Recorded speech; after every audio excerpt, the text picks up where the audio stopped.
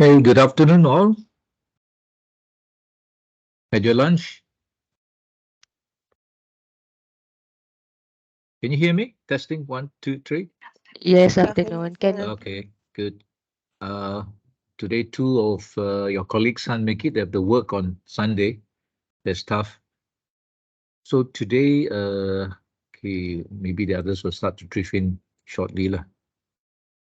Well, maybe we'll watch a little bit of video on this guy called Dato Abdul Karim. You heard of this guy before?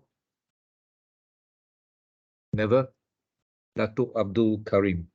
He's a CEO of oil and gas company. Yeah. So I want you to just watch this interview of him. I think it's by Astro or My Sajatra 2 years ago. Have a watch of it, have an open mind, and we will discuss afterwards on certain issues on corporate governance and all those things. Lah. So I'll just put it on while we wait for the others to drift in. Today we will also discuss the Capital Market Service Act 2007, which you need to know just the basic framework. If you want to answer the assignment, you have to know about Companies Act 2016 and also this Capital Market Service Act 2007. How these two piece of legislation can help to reduce, maybe not prevent, but can reduce the incidence of financial fraud, accounting fraud, and so on. Okay, I will put it on now.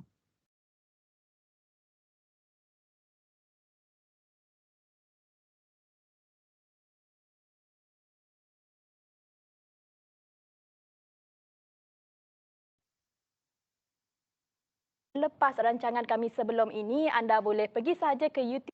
Are you able to see in here? Can see in here? Just to confirm. yes, yes. Okay, good. This is an interview of Dato Abdul Karim. He's the CEO of a listed oil and gas company, Serber Dynamic Berhad.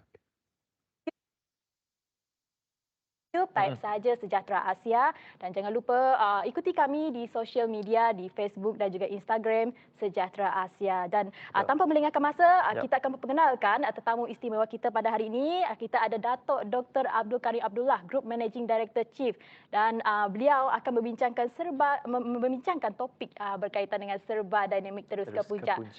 Selamat pagi Datuk. Selamat datang. Selamat datang. Terima kasih kerana sudi bersama dengan kami dalam Sejahtera Asia.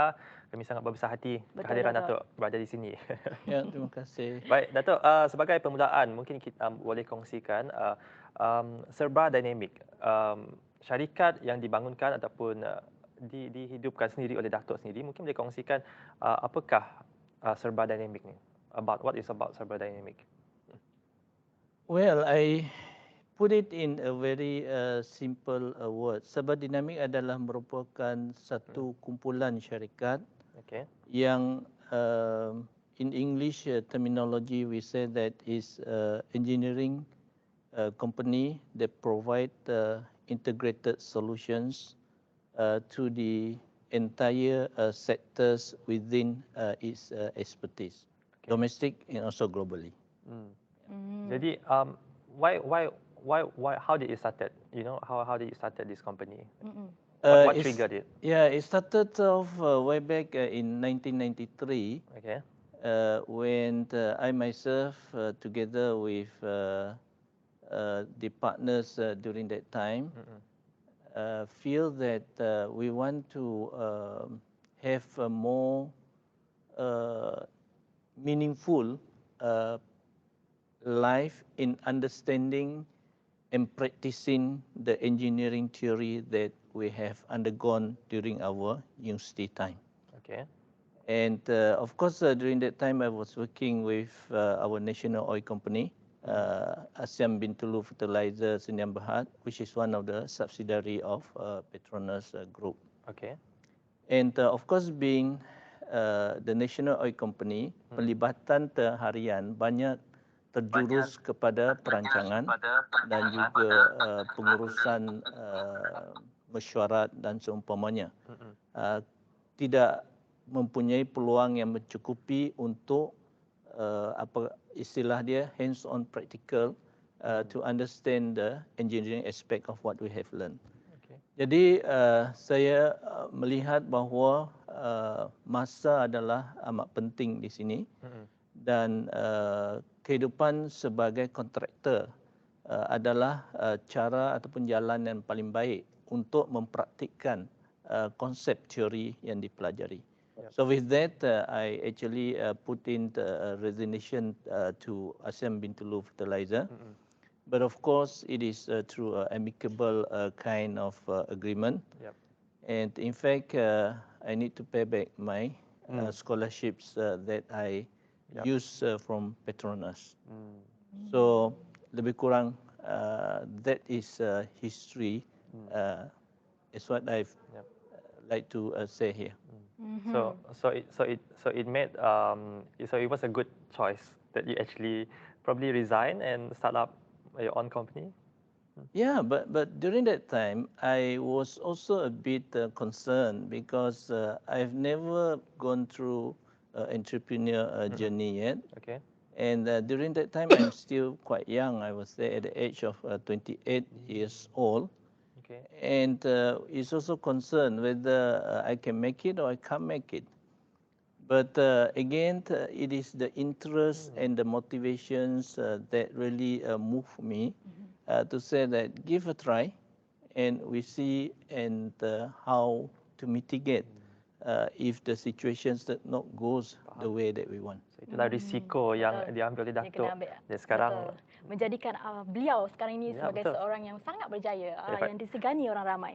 Baik Datuk, Serba Dynamic kini terkenal sebagai satu daripada syarikat negara ini yang muncul di pesada antarabangsa, kita tahu itu di dalam sektor minyak dan gas, dan paling terbaru bersama Huawei dalam bidang digital. Mungkin Datuk boleh jelaskan sedikit kerjasama ini, Datuk? Ya. Sebenarnya daripada peringkat awal lagi kita telah memperkenalkan syarikat di mana ianya mempunyai 4 bidang kepakaran. Satu adalah di bidang operasi dan penyelenggaraan, which is operation and maintenance. And then yang kedua adalah EPCC, Engineering, Procurement, Construction and Commissioning. Yang ketiga adalah ICT, Information Communication Technology. Dan yang keempat adalah Education and Training. So yang ICT inilah yang kita usahakan supaya kita menjadi sebuah syarikat yang mempunyai kepakaran dalaman, dan pada masa yang sama kita juga mempunyai kolaborasi dengan syarikat international. So that what is lacking within our organisation, we can also tap onto the expertise of external international company. So dalam konsep ini, kadang-kadang orang merasakan bahawa seolah-olah kita lari daripada hala tuju yang asal dia. Tapi saya menegaskan sebenarnya tidak.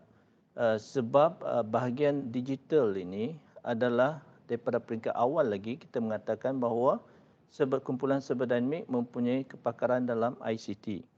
Dan kenapa ianya dilakukan sedemikian? Kerana kita meyakini bahawa digital teknologi ini adalah sesuatu yang perlu dikuasai oleh sesiapa saja yang ingin berjaya di dalam karier ataupun lebih-lebih lagi dalam kerja-kerja kami sebagai kontraktor kepada pelanggan kami. Jadi itulah antara kepentingan kenapa bekerjasama dengan syarikat luar, supaya dalam expertise from that side and the expertise from your side can work together and find where is the place to the hole to fill. Correct. And then satu lagi sebenarnya kita juga kita istilahkan tap into the network of what Huawei has lah. Okay. Because it's a win-win situation. We might have a stronger network domestic in Malaysia. Huawei has also positioned themselves in a lot of other parts of the world, which they might need our resources to support them. So saya rasa ianya adalah keuntungan, is a win-win situation for both parties. Ya, betul. Okey, baik. Sebagai sebuah syarikat yang dilahirkan di Bintulu dan kini telah pun ada kompleks ataupun pejabat korporat di Selangor, di Shah Alam. So secara peribadi, adakah Datuk lebih cenderung untuk syarikat ini dikenali sebagai syarikat nasional ataupun syarikat kelahiran Sarawak? Secara peribadi. Saya mempunyai partner ataupun rakan kongsi Dato' Abdul Kadir Sahib yang mempunyai semangat tempatan yang amat kuat ya. Okey. Dan beliau telah menegaskan bahawa Cyberdynamic haruslah meletakkan pangkalan utama dia ataupun headquarters operations di tempat asal di mana ianya wujud, iaitu di Bintulu. Yep. Dan pada masa yang sama kita tidak boleh menafikan pengiktirafan perniagaannya. Is talking about business decisions that you need to have a presence over in the center of the corporate world. So this is why kita mengistilahkan operasi kita di Menara Cyberdynamic di Shah Alam itu sebagai corporate office. Faham. Tapi kalau kita melihat dari segi investment that we put in, Bintulu, the facility yang kita telah laburkan sekarang adalah dengan nilai hampir 300 juta ringgit Malaysia. Pelaburan. Di headquarters Menara Cyberdynamic kita membeli menara itu dengan harga pada ketika itu 42.5 juta. So meaning to say that we are not leaving the historical positioning of Cyberdynamic, which is in Bintulu, and move to other place. But the investment is continuing in the place where we originally exist. Itu sangat bagus ya John ya. Dan juga Datuk, dalam konteks Sarawak, serba dinamik ini turut bertapak di negeri kelahiran. Jadi apa peranan serba dinamik ini di negeri ini sebenarnya? Adakah hanya untuk mewujudkan peluang pekerjaan, meningkatkan ekonomi dan sebagainya Datuk? Saya rasa apa yang Jess sebutkan tadi kedua-duanya termasuk memberi peluang pekerjaan, dan saya selalu menegaskan bahawa sebenarnya the skilled workforce from Sarawak are one of the best to the best of our experience. Number one, they have the stamina. Number two, they are much easier to be managed because they obey instructions. And the other thing is they have the stamina. In other words, they are willing to work under hard and challenging situation. So a lot of our key field service workforce are from Sarawak. But of course, as time goes by, I would say that I cannot deny the presence of expatriate, especially in our Middle East operations. A lot of them are from India. And I will always remember them for supporting our operations over there till today.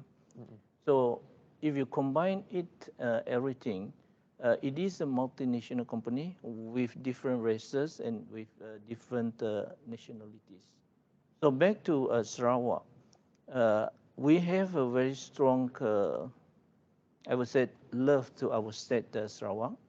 And I would say that together with my partners, Dato' Abdul Kadir Sahib, and of course Dato' Pangeran Awan Daud, we do have big plans to come back to develop the states with the blessing of our Honorable Chief Minister.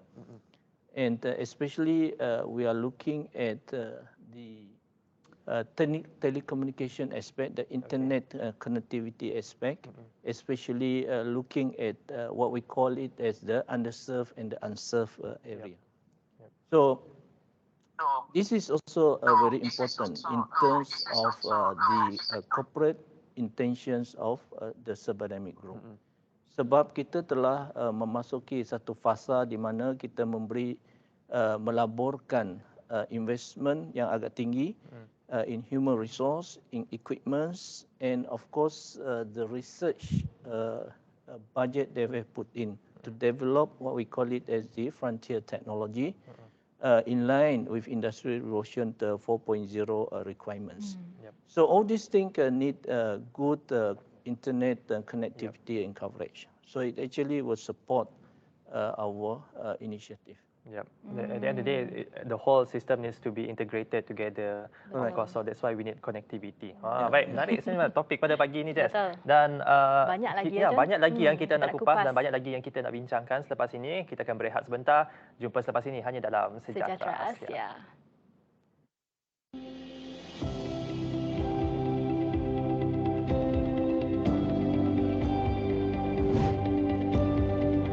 My vision for Cyberdynamic is to be a globally recognized and highly regarded entity in terms of safety, quality, and effectiveness.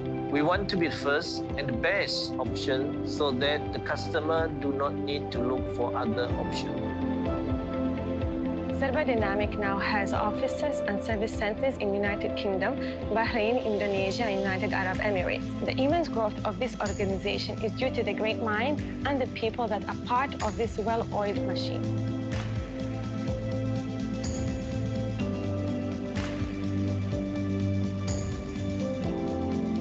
Here in Cyberdynamic, we strive to create an inclusive environment so that every individual feels valued.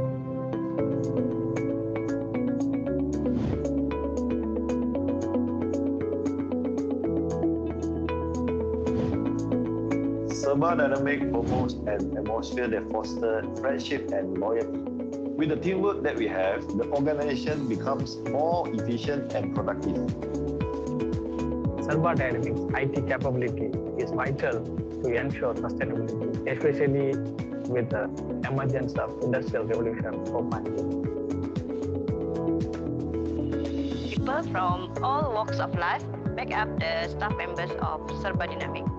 This diverse unity promotes unity and a shared purpose. I trust that the future of Cyberdynamic is in safe hands as we have many young, bright minds and thought leaders within the organization. The older generation and the newer generation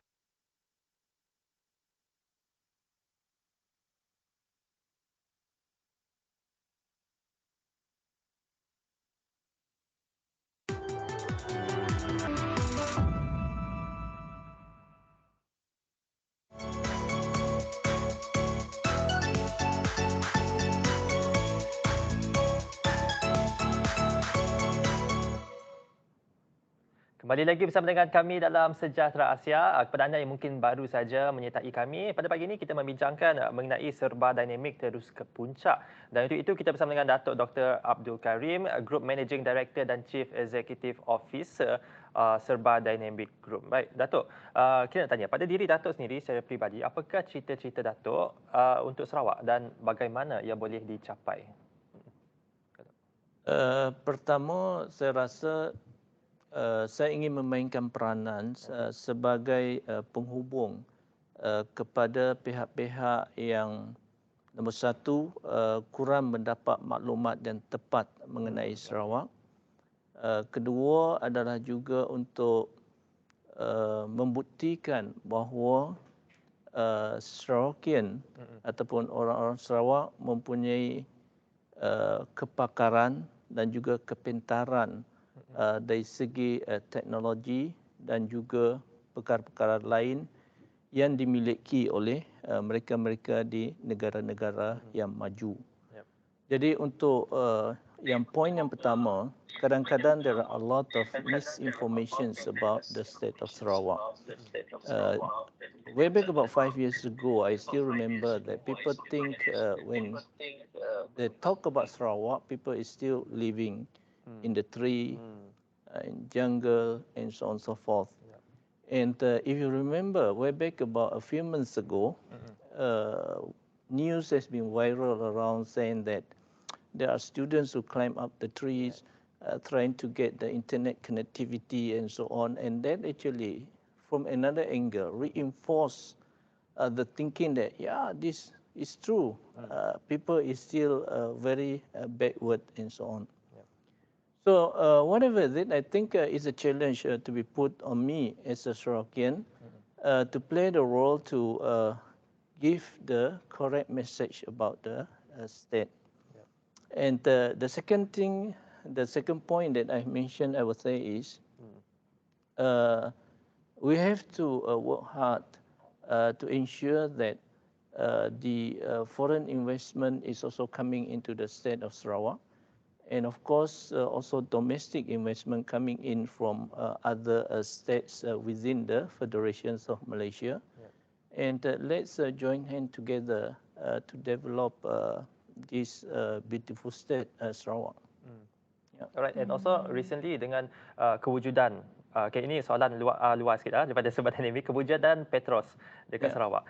Mungkin apa pendapat Datuk mengenai kewujudan Petros yang bertanggungjawab untuk menjaga hak minyak asli gas Sarawak? Mungkin apa pendapat Datuk mengenai itu? Saya melihat daripada sudut pertama bahawa kepimpinan under the leadership of our Honourable Chief Minister Datuk Patinggi Abanjo, of course together with the previous CM Tok Nan, has been trying their very best to bring back the opportunities to Sarawakian.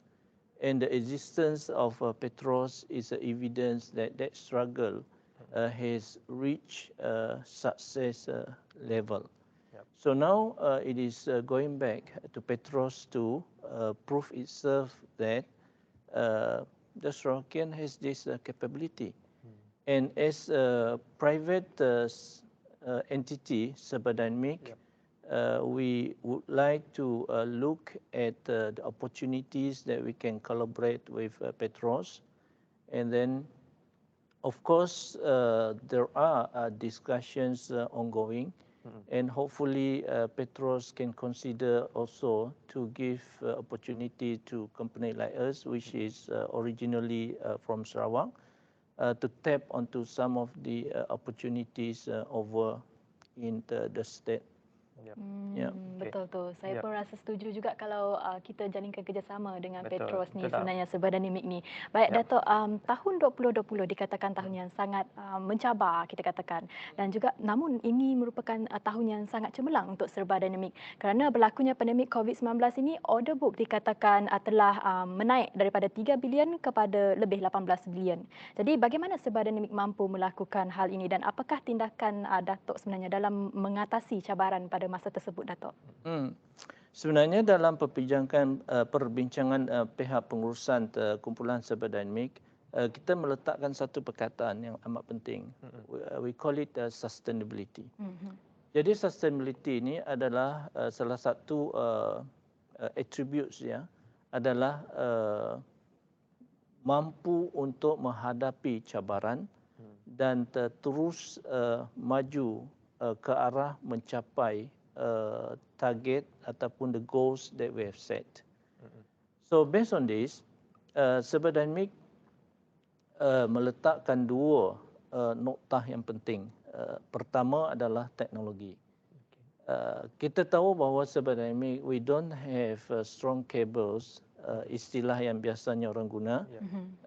Maknanya political cables to help to get contracts and so on. We don't have that.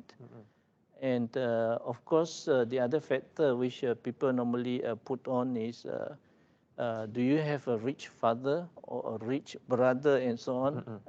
We don't have that. And as a result, what we are saying is it has to be based on our performance, our track records, and very importantly is we must acquire the technology in hand. So are you guys, what do you call it, quite impressed with Datuk Karim? Well, he says his company and him has got no political connections. He's got no cables to pull and he has to depend on his own steam for the company to get contracts, oil and gas. Are you all sort of quite impressed with that statement? Anybody want to comment so far? So he's Sarawakian, started the company from scratch, got listed on Busar, and it's got multi-billion probably contract order book lah. So do you think that the business came without political connections, or there are political connections, or he's done it on his own steam, own merit? Anybody?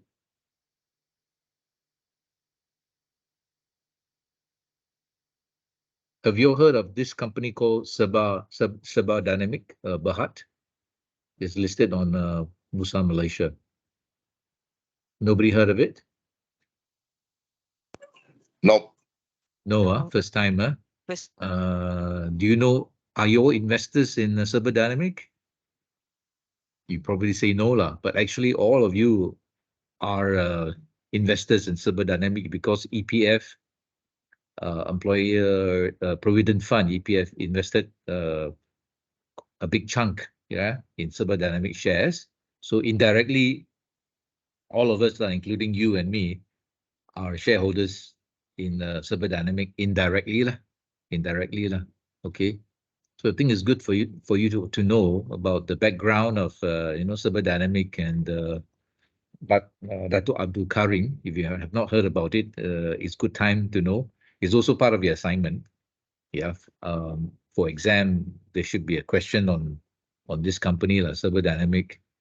Okay, let's continue. Another 10-15 minutes on Sabah Dynamic and the CEO, Dato' Abdul Karim. He seems quite an impressive guy, isn't he? Unassuming, he can talk pretty well, don't have the kind of ass of a dato, He talks in a very considered manner, talking about staff, his employees, how to motivate them and so on. Okay, so let's continue. So we focus and concentrate on that. That is why in a lot of our discussions and so on, we focus on technology. And many times it's been to raise out for Sabah Dynamic to take this agency, that agency, and so on. We said that is not the priority. Taking up agency, you just get a bit of commissions from the original manufacturer. But if we acquire the technology, we can provide that service over, not only to the customer.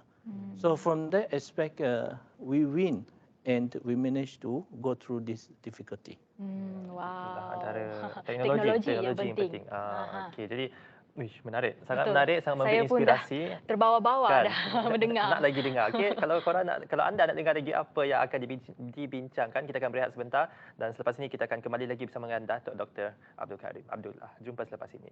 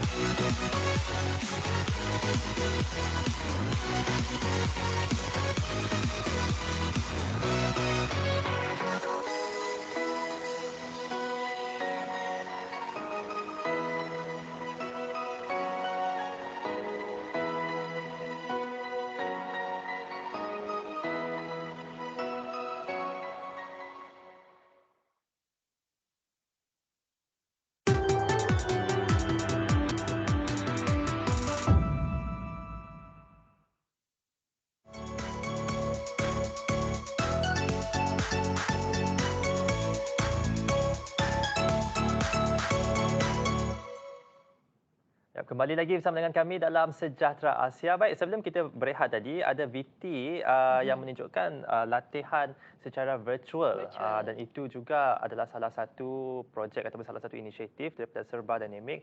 Dan kita nak tanya, Datuk mungkin boleh kongsikan apakah, mungkin boleh kongsikan lebih mengenai latihan secara virtual itu. Ianya merupakan satu teknologi yang diwujudkan ataupun wujud sekarang dan what I can say is become very popular, especially during the COVID pandemic situation. Sebab latihan ni kadang-kadang kepakaran tu kita kena ambil daripada luar negara. So meaning to say that the expert has to come in, travel into Malaysia, and then after that provide the necessary training physically. Tapi dalam keadaan pandemic situations of this COVID-19, that kind of thing is not possible to happen. So the technology has advanced in such a way that virtual reality technology boleh digunakan dan apa yang diwujudkan di situ adalah sebenarnya the expert is virtually exists in front of you and guide you what need to be done and so on. And what you see here and what the expert is seeing on their locations is the same. So lebih kurang secara ringkasnya begitu. So with that it is a technology that is deployed at the moment. The same thing sebagai satu contoh yang mudah untuk faham, kalau kita main roller coaster physically at the theme park and so on, now you can have this virtually. So meaning to say that you wear your goggles, you run the program, and you sit onto your seat and you can experience going through the roller coaster. Exactly the same. Menjerit-jerit juga. Pernah ya? Yeah, Macam real kan? Macam real. Tapi okeylah, bagi pendapat Datuk pula, adakah virtual latihan secara virtual ini memadai? Terutamanya dalam skill job. Saya rasa memadai sebab teknologi dia sentiasa dimantapkan. Improvement is done from time to time, and it reach a level now that it is as if the expert is in front of you. And some of the technology, for example, like if the real training, you will feel that that thing is vibrating. And virtually, you can also feel that it is vibrating. So it's reached that level of improvement. Yeah? Betul. So yes, I would say that this is the future, and it helps a lot in terms of cost saving for whoever need their people to be trained. So this is one of the selling point of Datuk Karim for Serba Dynamic is he uses technology, virtual maintenance to save costs, to train his people. So cost reduction is quite a lot, by using virtual training. So he's selling the point of technology merged with the old-fashioned oil and gas company to come up with a winning formula. So it looks like he's quite an IT savvy guy. Yeah. So teknologi ini baru saja diadaptasi dalam Serba Dynamic selepas berlakunya pandemik. Jadi baru saja ke ataupun memang sebelum ni pun sudah mengadaptasi latihan secara virtual? Sebenarnya kita memang dah memulakan usaha ini, dan keadaan pandemik ini sebenarnya memberi peluang yang lebih mantap untuk kita mendapatkan pelanggan yang memerlukan kepakaran yang sedemikian. Blessing in disguise. Ya, correct. Dan Datuk, kalau kita lihat bercakap mengenai virtual ni, kita memang ada juga di Virtual Park dekat Kota Semarahan. Dan untuk pengetahuan semua, itu pun salah satu inisiatif daripada Serba Dynamic. Jadi bagaimana di Virtual Park Kota Semarahan menjadi produk perintis pembangunan teknologi digital di rantau ini, Datuk? Dan kenapa pilih Kota Semarahan untuk menjadi lokasi tersebut? Pertama, kalau kita lihat secara ringkas, Digital Virtual Park ini dia mempunyai 3 komponen yang penting. Satu is the Innovation Lab. Innovation Lab ini is a platform where we want to promote and support SMEs and also we call it a startup company. Startup company ini mereka mempunyai idea yang baik, cita-cita yang tinggi, and they need some helping hand. So what we do is we create a platform for them to come in and become a member, and we connect them to all the other suppliers, technology provider, and so on. And then at the same time, we do have certain grant. We launch and roll out the first phase 5 juta, 5 juta. Dan ramai juga platform-platform yang lain ataupun other regulatory institutions also come in to support. So that is on the innovation lab. Satu lagi adalah the visual entertainment. This visual entertainment ni kita nak supaya people can be convinced about technology related to Industry Revolution 4.0. Seeing is believing. Kalau kita dah cerita pasal teori and so on, tapi tidak ada pembuktian dia secara reality, susah juga. So we created that. Besides the entertainment that they can experience, it built up their confidence on the technology. And the third component is the e-sport. E-sport is the future. A lot of people does not believe it, but if you look at the trend that is going on globally, e-sport is getting the support from the youth, especially in a big way. So we invested into that so that because we know that this will be the future alternative to the actual physical sport. So dia ada 3 komponen macam tu. So in the bigger plan of it, we are putting this digital visual park as a branding, which we want to promote in other states within Malaysia.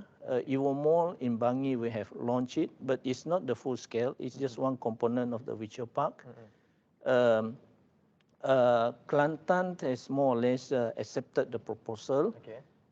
Outside of Malaysia, the first locations will be in Fujairah in United Arab Emirates. And it will grow as a brand name under Digital Visual Park. In fact, we have put in the trademark onto that particular name already. And in the bigger picture, the innovation hub is actually a bigger picture of this Digital Visual Park. So we always believe that we need to start from small to build up the confidence and the belief of the people. Then we roll out a bigger version. So more or less, this is what the management of Dynamic is planning. Jadi the virtual park dekat Kuching ni adalah is a full scale park? Is it about there? The full concept is there. The full concept, okay. But it is not in a big scale. Not in size, all right. But we strongly believe that it depends on the demand. If the demand grows further, we will expand it further. Definitely. And the end result that we want to see is to build an ecosystem. Ecosystem maknanya the innovation lab yang kita rancangkan ini, if more startup company comes and then they mature to certain level, they will have to also manufacture parts and component. Then we will expand the ecosystem so that there will be manufacturing facilities and so on. Supaya dia tidak terputus di sana saja. Betul. Dan lepas ni Datuk mungkin boleh bagi tiket free masuk dekat di virtual park. Ada minta tiket free. Terima kasih Datuk. Gitu. Baik, okay, kita akan sambung lagi perbincangan kita selepas ini. Sungguh menarik, sungguh saya ingin tahu banyak yang saya ingin tahu. Jadi kita akan berehat sebentar, kita jumpa selepas ini.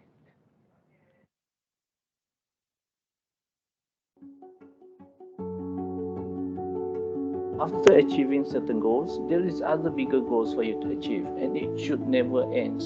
So it is a journey. Dynamic Group is a listed entity on the stock exchange of Malaysia. So the company capabilities is as an engineering service provider. I would say that it's a very humble startup. Today, we operated in the 6 regions in 21 countries globally.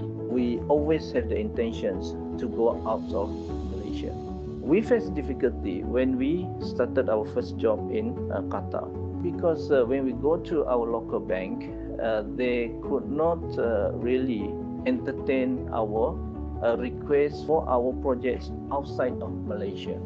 But when we go to HSBC, it's different because it's a global entity and its presence in all the country. Other than that, we are still putting efforts into ASEAN in Indonesia. The populations are big, and I would say that the opportunities over there are a lot. And of course, countries like Laos is also opening up the country, and company like Cyberdynamic can really offer and go in a big way. HSBC came in with a complete solutions. We are very grateful because one of the Asia high yield sukuk that we have raised, and HSBC is the sole global coordinator and also the principal advisor for this particular exercise, and we've done it very successfully.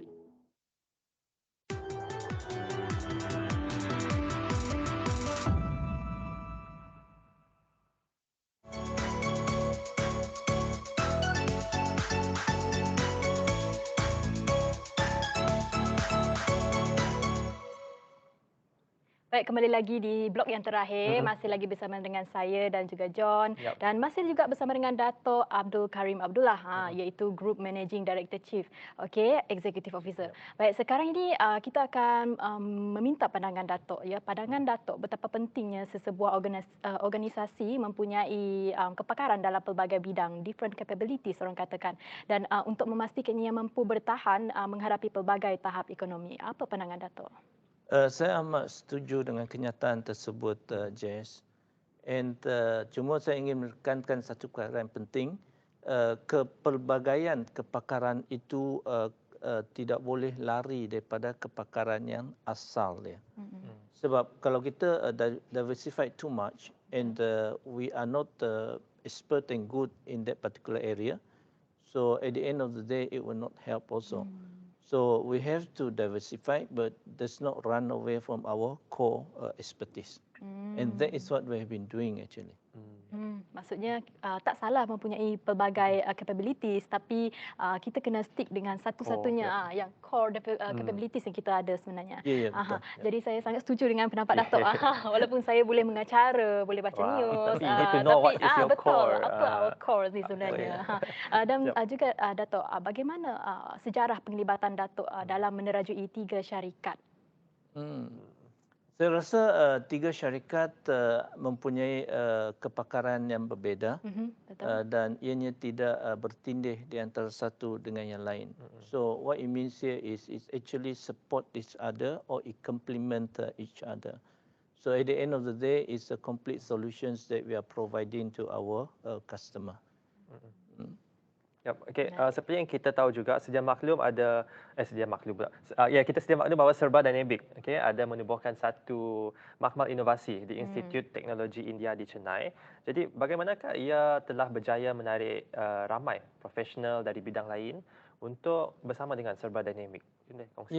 Seperti di awal peringkat perbincangan kita, saya ada menekankan bahawa saya memberi suatu penghormatan yang tinggi kepada profesional-profesional daripada negara India, especially in our Middle East operations. So in line with this, sebenarnya salah satu bidang yang kita telah usahakan dengan bersungguh-sungguh adalah dari segi ICT. Dan seluruh dunia rasanya memberi satu pengiktirafan yang agak tinggi juga kepada profesional-profesional IT daripada India. And then the other reasons is they are quite competitive, and their adaptations to the working culture in different countries they can quite easily adapt. So as a result of that, kita menggunakan that institutions or set up di India tu sebagai tempat untuk kita mengambil profesional bila diperlukan. Sebenarnya kita juga set up what we call it as a backroom technical support team over there juga. So kerja-kerja yang kita dapat di negara yang berbeza, kita akan transfer it over there. The backroom support team will work onto it and then transfer it back to our headquarters operation, consolidate it and send it to our customer. So dari segi dengan cara yang sedemikian kita boleh jimatkan banyak kos. We are also competitive and we deliver it to the quality that is required. Dan juga Datuk banyak kongsi ataupun banyak bercakap mengenai sustainability dalam satu syarikat. Tapi ini pun keluar topik juga, Datuk. Saya nak tanya, Kerajaan Negeri Sarawak ada inisiatif untuk mewujudkan inisiatif green technology, green environment seperti hydrogen buses, hydrogen station dan sebagainya, electric buses. Apakah yang mungkin Datuk boleh macam mana berkongsi kongsi pendapat mengenai itu, mengenai sustainability terhadap green technology, green environment yang Kerajaan Negeri Sarawak sedang tekankan sekarang? Saya rasa apa yang dilakukan oleh Kerajaan Negeri Sarawak adalah suatu yang amat baik dan satu yang align to the world international standards and requirements. Ya. Sama juga macam syarikat seperti Cyberdymic, kita selalu ditekan supaya melaksanakan elemen apa yang dikatakan sebagai ESG. Ya. ESG ini environment, social and governance. Okay. So environment ni amat berkaitan dengan the green technology and so on, because when people talk about environment, people is talking about the reductions of carbon emissions into the atmosphere. So one of the way is to embark onto all these green initiative, hydrogen as a source of energy, and of course people is also looking at biogas, biomass, and so on and so forth. So saya rasa memang amat sesuai dan saya mendukung sepenuhnya apa yang diusahakan oleh Kerajaan Negeri Sarawak ini. Tapi in terms of sustainability, adakah bagi pendapat Datuk, adakah ia boleh disustain? Based on the theory and the belief of the expert in this particular area, yes, it is something which is sustainable. Okay. And it is very much time will prove it. Yeah. Betul. Time will prove it. Yes. Jadi itulah, we have to wait and see. Tapi itulah ada inisiatif tu untuk daripada Kerajaan Negeri Sarawak untuk mewujudkan green green environment, green technology dan sebagainya. Dan okey, mungkin soalan yang terakhir, Datuk, mungkin boleh kongsikan apakah prinsip pegangan Datuk sampai sekarang yang menjadikan Datuk sebagai seorang yang ikon, berjaya role model. Today. And masih lagi ingin menceburi dalam bidang-bidang baru. Betul. Still going, no signs of stopping down yet. Apa prinsip yang Datuk pegang tu? Pertama, saya melihat bahawa kita kena melihat sesuatu dalam konteks every day is a learning day. Okay. Learning because there are a lot of new things coming up. Technology is evolving so fast at the moment, and we have to humble ourselves and say that there are still a lot of things to learn. That's number one. Number two is something which I always mention: success is a journey, it's not a destination. Okay. Because if we say that it's a destination, once you reach a certain level, then you have no motivation to move on anymore. Okay. If it's a journey, it will be continuing. So saya rasa kalau kita asaskan pada dua panduan itu, ianya boleh menjuruskan seseorang itu ke arah kejayaan. Terus berjalan. Itu betul. kita harus kita harus contohi, John. Satu humble dan set the journey, betul tak? Set the journey dan every day is a learning. Every day is a learning day. Baik, terima kasih Datuk Doktor sudi bersama dengan kami dalam Sejahtera Asia. Kami sangat berbesar hati dan terima kasih atas perkongsian yang baru dikongsikan. Thank you so much. Thank you for having me. Thank you. Sama-sama. Baik, sampai di sini saja siaran Sejahtera Asia untuk hari ini. Esok kembali lagi bersama dengan saya dan seorang lagi muka baru Sejahtera Asia. Jadi kalau nak tahu siapa, saksikan esok 7.30 pagi. Baik, terima kasih kepada anda setia bersama dengan kami. Saya Jonathan Ding. Dan saya Jessica John. Kita jumpa lagi hanya dalam Sejahtera Asia. Daripada inspirasi, kami cetuskan inovasi. Bye-bye.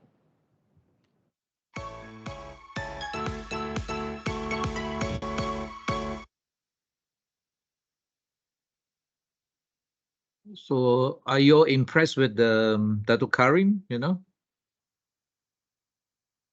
whatever during the interview, he's talking about success being a journey. He's talking about technology. He's talking about not having connections and having to start from ground level to build up his business, lah. Being humble. Very humble, yeah. Actually, after hearing that, would you go and buy more Cyberdymic shares from the stock market, Bursa Malaysia? How many of you will go and buy some more shares?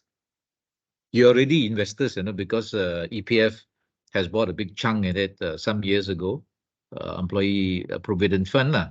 So all of you contribute to EPF, so you're all indirect shareholders in Server Dynamic. So now I'm asking you, after watching that interview, would you go and buy some more shares? Assuming that you have, say, 20,000 ringgit in the bank, would you take out half and go and buy Server Dynamic shares? Any of you? No money. Dare not buy. Buy. Okay, so Iman buy, only one buy. The rest, dare Yeah. not buy, is it? Anybody else want to buy or not? Buy a share. Yeah, you were pretty impressed by Dato' Karim, right? He's talking about being humble. He's talking about, technology, cost savings, and not having any connections. And he built out the business from scratch. From zero to hero. From zero to hero is an icon, an icon. He's Sarawakian, Sarawakian, and he win over the Peninsular Malaysians. Yeah.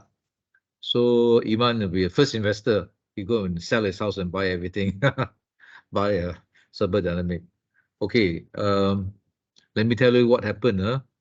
Server Dynamic actually was audited by KPMG, and KPMG red flag last year that there was a creative accounting issue to the tune of more than 1 billion ringgit.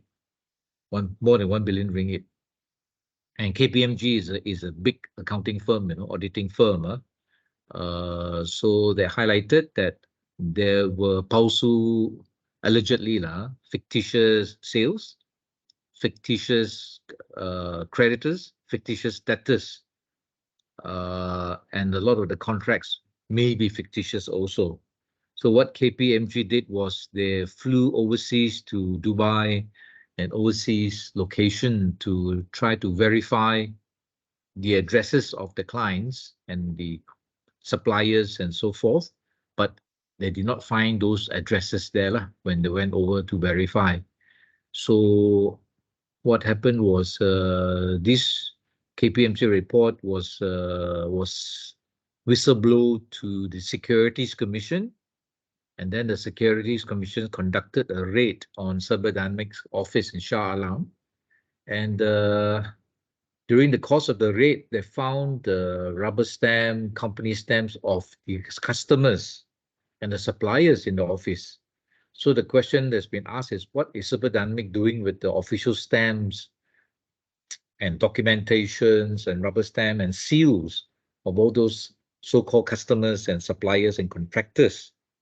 That means basically they may be creating documents to sort of justify or to cover the tracks, to create fictitious sales. They need the seal of the customer.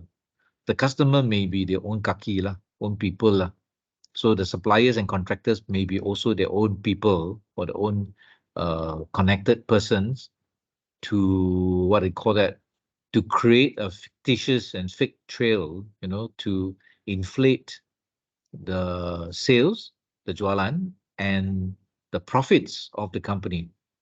So Server Dynamic has reported very good profit growth over the past 5 to 6 years, 6 to 7 years, of which KPMG was actually the auditor for the past 5, 6 years. So the question asked is, why did KPMG only discover all these allegedly fictitious accounting? These are not very small figures. They are huge figures, big figures, more than 1 billion ringgit, only now. Yeah. So Imam, better don't buy the shares. The share price dropped from 3 ringgit to about 5 cents now, 2 cents. So tak jadi sudah tak jatuh. jadi. I keluar separuh saja tadi. So the key thing to learn as an auditor, don't trust a person who can talk very well. That person, I mean, looking at the interview, I'm also very impressed. He was saying all the right words the right taglines so to say, right taglines, like politicians they're very good politicians. I'm not saying that he's is really a con man, but allegedly, what he has tell the people, like those IT thing, were all fictitious also when auditors went to check. There's no such things lah. And a lot of the contracts documents that look at it could have been fake. Yeah, could have been fake, because when the Securities Commission raided the office, they found all these company seals and letterheads, of those companies, the contractors and the customers. So normally you don't go and get the customer's seal and keep it in your office, right? It belongs to the customer, not yours. So the KPMG reported this whistleblower, and they also highlighted this in an announcement to the Securities Commission and also to Bursa. So Bursa was let in on this, and all hell broke loose lah. The bankers also panicked. I think Hong Kong Bank was one of the main lenders. They also pengsan. EPF also, of course, pengsan also lah. So because EPF invested quite a lot of money in there, so the burn become hero to zero lah, not zero to hero lah. So this will result in some loss in your EPF money also, because some of the investments have to be write down, because of this. So KPMG highlighted this, which under Capital Market Services Act, CMSA, they are obligated to do so, 207. If not, they are in trouble. They have to highlight this and report to the authorities, which they did accordingly. And they are about to qualify the financial statement also. They say they are in the midst of the final audit for that year. And guess what happened after all this broke loose? Is Server Dynamic decided to sue KPMG for defamation. Okay, and they decided to sue KPMG for causing loss to the company to the tune of a few hundred million, because they argue that by KPMG publishing such news on this negative news, it caused the share price to drop from 2 ringgit to to few cents. The difference in the market capitalization is caused by KPMG. So the company and Abdul Karim took legal action and hire a very famous lawyer to take action to claim damages from KPMG. And of course, this lawyer is the lawyer for our ex-Prime Minister, Shafi. So Shafi like to take cases like that, but don't be surprised. He is quite good, this lawyer. He can find loopholes. So he may jolly well find some loopholes to create a case, case law for this.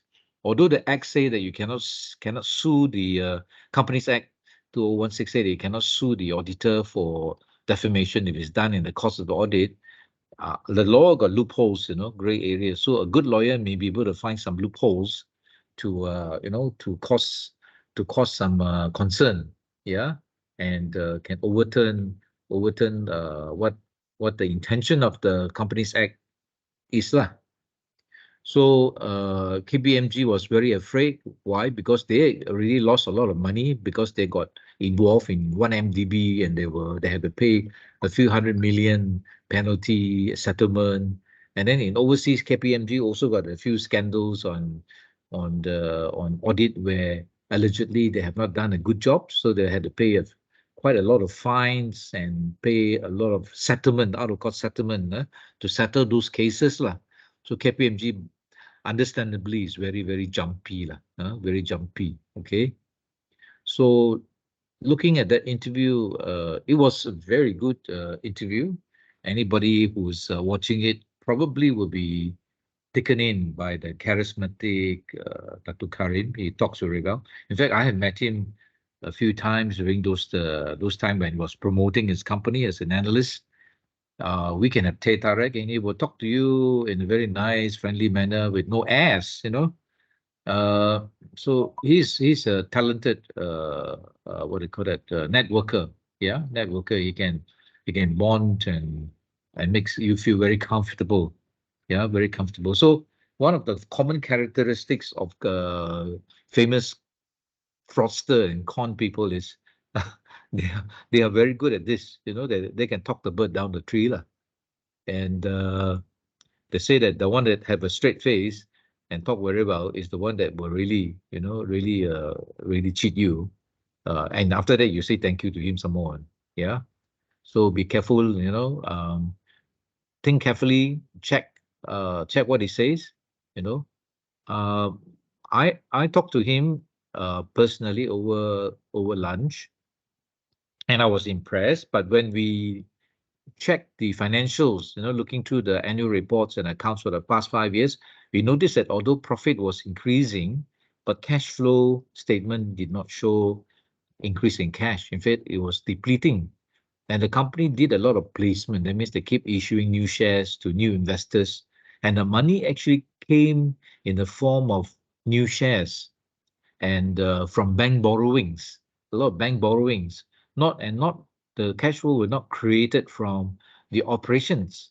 So that sort of raised a bit of a red flag for us, and we did not buy any of the shares lah because of that that analysis. Purely because based on the on fundamental analysis, the figures don't gel up. Yeah, didn't gel up. So we pulled handbrake lah. We didn't buy anything, which luckily we didn't, because otherwise we would have lost our trousers and lost our pants.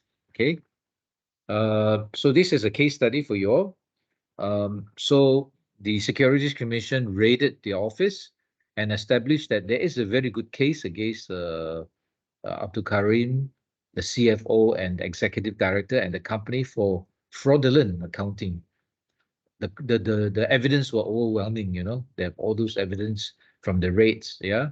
And of course, KPMG have also collected some documents that prove that those customers are fictitious and those contractors are fictitious, because they actually went overseas to check on those things. So it looks like a very simple case where SC will take action to charge Abdul Karim, the CFO, and also the executive director, which they did. They did the action to charge. They actually lodged the documents and they were charged. Okay, SC charge Abdul Karim and the CFO and the executive director. But strangely, a month after that, Abdul Karim, the company Serba Dynamic and the ED made a written submission to the Attorney General. Okay. Now in Malaysia, it's very funny. The law is okay, although the Securities Commission say go ahead and charge the person, or the police will say go and charge the person, but this file have to go to the Attorney General, and the Attorney General must agree and sign off that this person is to be charged before it can jalan in court, you know. Yeah, before it can jalan in court. So but this particular aspect is going to go before Parliament. They're going to pass a law to remove this dual function of the Attorney General as a prosecutor and also as a lawyer, as a lawyer to the government, because Attorney General by right is a lawyer to the government. They shouldn't be involved in being a prosecutor also, and somehow they have a power to say yes or no for prosecution to proceed. So the law has been drawn up. They want to remove this right and give it the prosecution power, to give it to another party, to the prosecution office.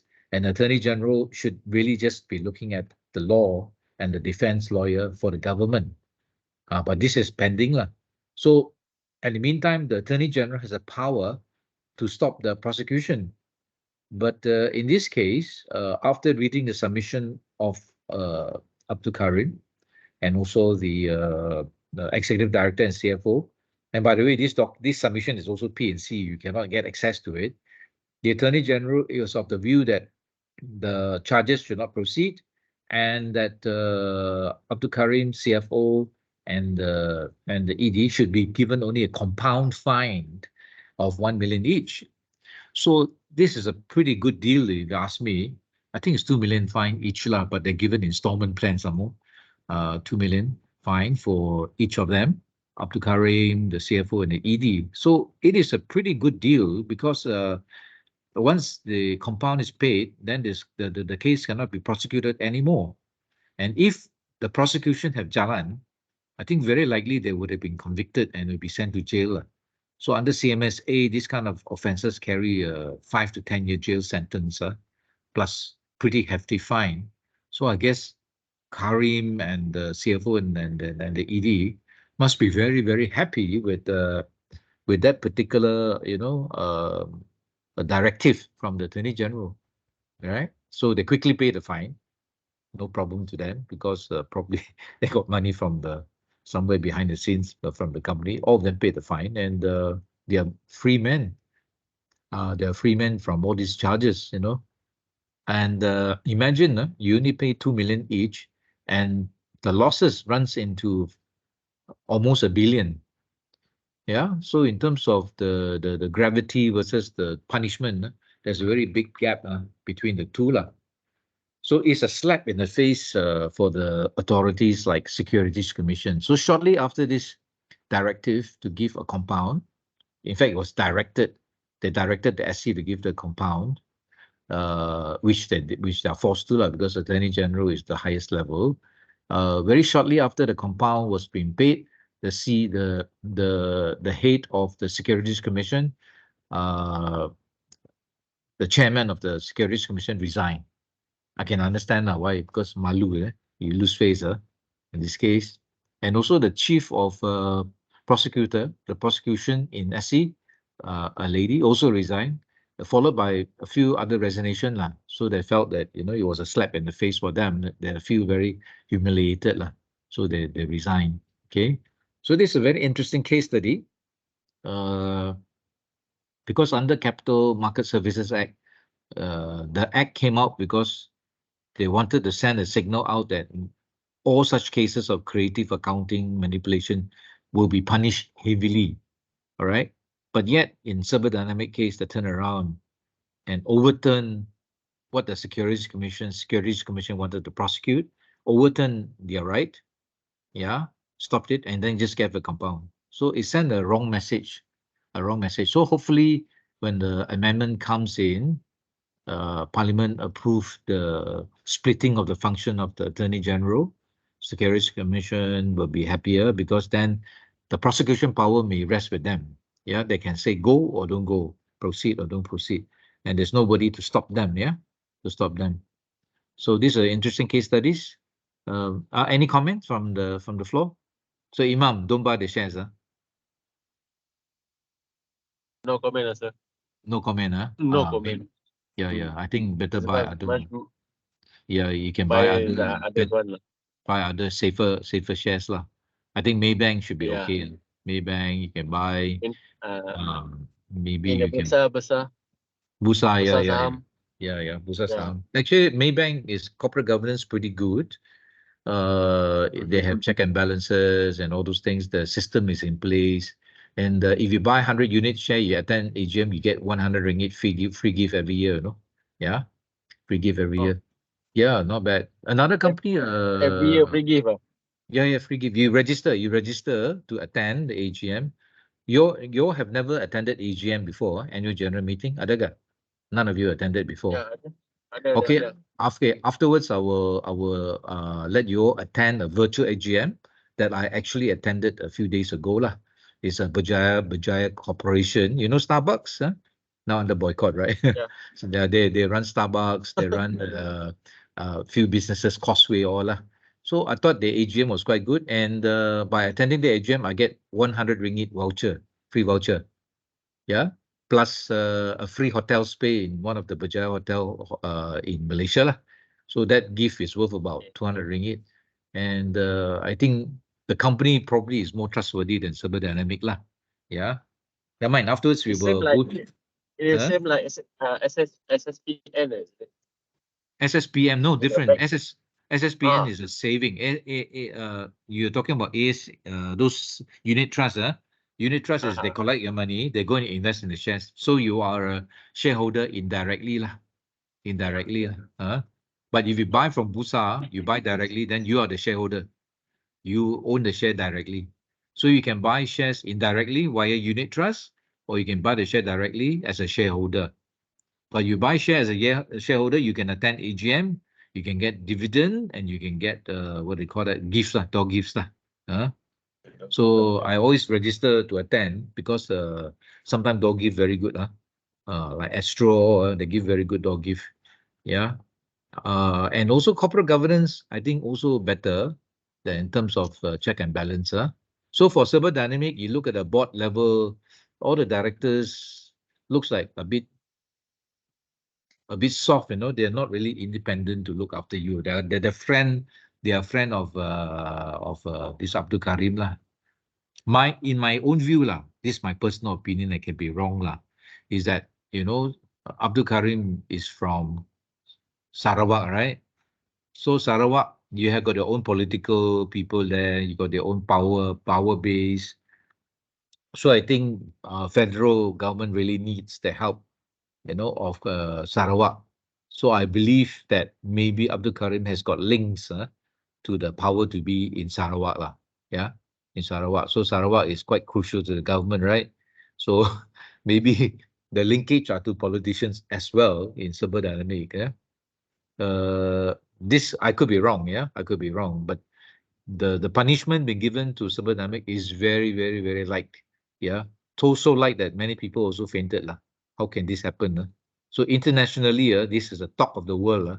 That how can such a big breach of regulation that easily can get conviction, get such light punishment? So in terms of Enron, how many years jail? I think the guy kena 20 years jail. WorldCom, 20 years jail. Yeah. So in overseas, they kena quite jail lah. But in Malaysia, in this particular case, kena 2 million compound. All right. But punishment also not equal in Malaysia, because in Transmile case, in a few other Malaysian cases of creative accounting, they all kena also 6 months, about 6 months to 1 year jail lah. Right. There was one case where he was given 1 day jail, 1 day lah, 1 day jail, but the Securities Commission appealed. Yeah, they appealed. So maybe Malaysia need to send out a message to the world and to the CEOs and to the directors of listed company that they mean business, right? Punishment will be heavy if they don't follow the accounting rules. Now, another story I heard for this case, maybe off the record, is I had a cup of tea with some of the KPMG auditors sometime over lunch. So I asked them, what actually happened? Why so many years never find out this thing happening in the Serba Dynamic in Kuching? I think Kuching or Bintulu, I'm not sure which city they were operating in. But they have a head office in Shah Alam here lah. So I was told that the last few years, previous years, the auditor was actually a Sarawakian. The partner was a Sarawakian auditor of KPMG, and the whole audit team was Sarawakians. Right? So maybe there could be some friendship or friendly ties between that Sarawakian auditor, and the team, because team are also Sarawakian, so they speak their own lingo. So maybe they didn't really do a very strict audit job lah. They just maybe take verbal confirmation. Yeah. But then there's a rule that came out that says that companies should rotate their auditors every 3 years. So for big firms, what they do is instead of rotating the firm, they rotate the audit partners. So in the Serba Dynamic case, the audit firm KPMG decided to rotate the partner, because it was really more than 3 years, to a Kuala Lumpur partner. And also the audit team also changed to the Kuala Lumpur team. So with this change in audit team, with the new engagement partner, I believe the new engagement partner did do a job with his eyes wide open because he also don't want to get blamed for anything, right? That was in the past not due to his audit. So I guess this is what caused all these things to surface. When these things surface, I think KPMG highlighted all these all these issues on the cannot confirm customer balances, cannot confirm contractor balances, the CFO and the CEO very defensive. Yeah, very defensive. So when the KPMG report to the audit committee, nothing happened. I think audit committee basically not doing the job also lah, jawatan kuasa audit. So because of that, KPMG escalated the matter to the Securities Commission and to Bursa. Yeah, and the whole thing exploded lah. Okay, maybe you want to see one of the one of the media briefing by KPMG on this issue, on what they have to say about KPMG. They say KPMG is like a shop lot auditor, useless auditor lah, basically, right? And they criticize them and they decided to take legal action against KPMG. So KPMG actually resigned as the auditor and somebody, a new audit firm took over lah. Okay, let's have a look at the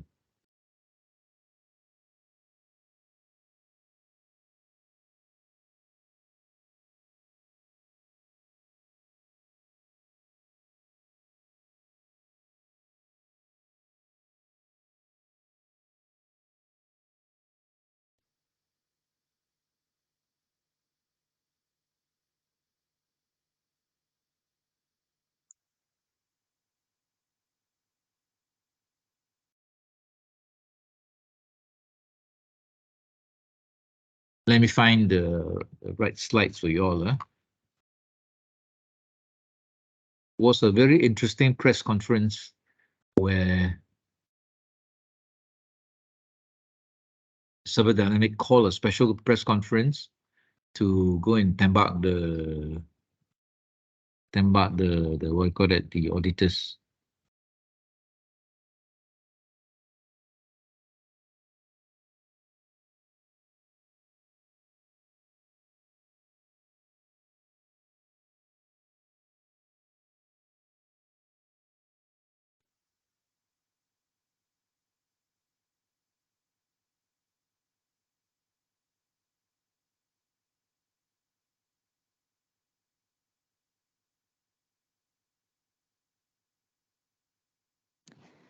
Good evening, everyone, and welcome to this special announcement by Serba Dynamic.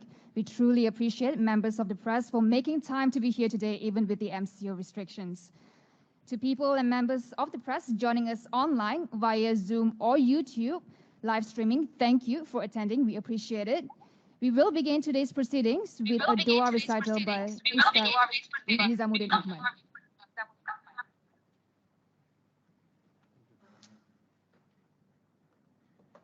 Bismillahirrahmanirrahim. Bersama-sama kita membaca umul kitab, memohon kepada Allah Subhanahu wa taala mudah-mudahan PC pada petang ini diberkati oleh Allah Subhanahu wa taala. Al-Fatihah. A'udzubillahi minasyaitonir rajim. Bismillahirrahmanirrahim. Alhamdulillahi alamin arrahmanir rahim maliki yaumiddin. Iyyaka na'budu wa iyyaka nasta'in ihdinas siratal mustaqim. Siratal ladzina an'amta 'alaihim ghairil maghdubi 'alaihim waladdallin. Amin. بسم الله الرحمن الرحيم الحمد لله رب العالمين حمدا يوافي نعمه ويدافع نقمه ويكافئ مزيده يا ربنا لك الحمد كما ينبغي لجلال وجهك الكريم وعظيم سلطانك اللهم صل وسلم وبارك على سيدنا محمد صلاة ترضيك وترضيه وترضى بها عنا مولانا يا رب العالمين يا الله يا Tuhan kami memohon kepadamu keberkatan taufik dan hidayahmu sempena majlis sidang akhbar khas pengurusi lembaga pengarah Serba Dynamic Holdings Berhad di petang yang berbahagia ini. Allahumma inna nas'aluka al-'afwa wal-'afiyah wa nas'aluka tamam al-'afiyah wa nas'aluka dawam al-'afiyah wa nas'aluka syukra 'ala al-'afiyah wa nas'aluka al-ghina 'anil nas wa hab lana haqiqatal iman bik hatta la nakhafa la narju ghairak wa la na'budu syai'an siwak. Ya Allah, kami memohon kepadamu keampunan dan kesejahteraan. Kami mohon kepadamu kesempurnaan dalam kesejahteraan. Kami mohon kepadamu berkekalan dalam kesejahteraan. Kami mohon kepadamu rasa syukur dengan nikmat kesejahteraan. Ya Allah, ya Tuhan kami, anugerahkanlah kami hakikat beriman denganmu Tiada Tuhan yang berhak disembah dengan sebenarnya melainkan-Mu ya Allah. Sehingga kami tiada rasa takut dan harap selain-Mu, dan hanya kepada-Mu sahajalah kami mengabdikan diri. Allahumma aslih lana dinana alladhi huwa ismatu amrina, wa aslih lana dunyana allati fiha ma'ashuna, wa aslih lana akhiratana allati ilaiha ma'aduna, waj'alil hayata ziyadatan lana fi kulli khair, waj'alil mauta rahatan lana fi kulli syar. Ya Allah, ya Tuhan kami, perbaikilah urusan dunia kami yang menjadi tempat kehidupan kami mencari kurniaan-Mu. Perbaikilah urusan akhirat kami yang menjadi tempat kami kembali yang abadi. Jadikanlah kehidupan kami di dunia sebagai bekalan amal yang baik yang sentiasa bertambah. Jadikanlah kematian kami nanti kerehatan daripada segala sebarang keburukan. Rabbana atina min ladunka rahmah wa hayyi lana min amrina rasyada. Ya Allah, ya Tuhan kami, kurniakanlah kepada Serba Dynamic Holdings Berhad dari sisi kasih sayang-Mu itu, petunjuk-Mu dalam segala urusannya. Ya Hayyu ya Qayyum, peliharalah ya Allah Serba Dynamic Holdings Berhad dari sebarang perkara yang tidak diingini dengan redha-Mu jua. Ya Allah, ya Tuhan kami, jadikanlah Serba Dynamic Holdings Berhad ini maju jaya dalam persaingan mengurus tadbir kurniaan-Mu di dunia ini, untuk kami kembalikan manfaatnya buat agama, bangsa dan negara Malaysia tercinta dan seluruh umat Nabi-Mu, kekasih-Mu Muhammad sallallahu alaihi wasallam. Ya latifan bi khalqih, ya aliman bi khalqih, ya khabiran bi khalqih. Ultuf bina, ya latif, ya alim, ya khabir. Ya latifan lam yazal, ultuf bina fima nazal. Innaka latifun lam tazal, ultuf bina wal muslimin. Rabbana asrif 'anna al-bala' wal ghala' wal waba' wal fahsya ma zahara minha wa ma batan. Ya Allah, ya Tuhan kami, hindarilah kami semua daripada segala bencana, bahaya penularan wabak, penyakit khususnya COVID-19, suasana kehidupan yang tidak tertanggung, fenomena yang keji, keadaan yang terlalu buruk dan tidak terkawal kesannya. Rabbana atina fid dunya hasanah wa fil akhirati hasanah wa qina azabannar.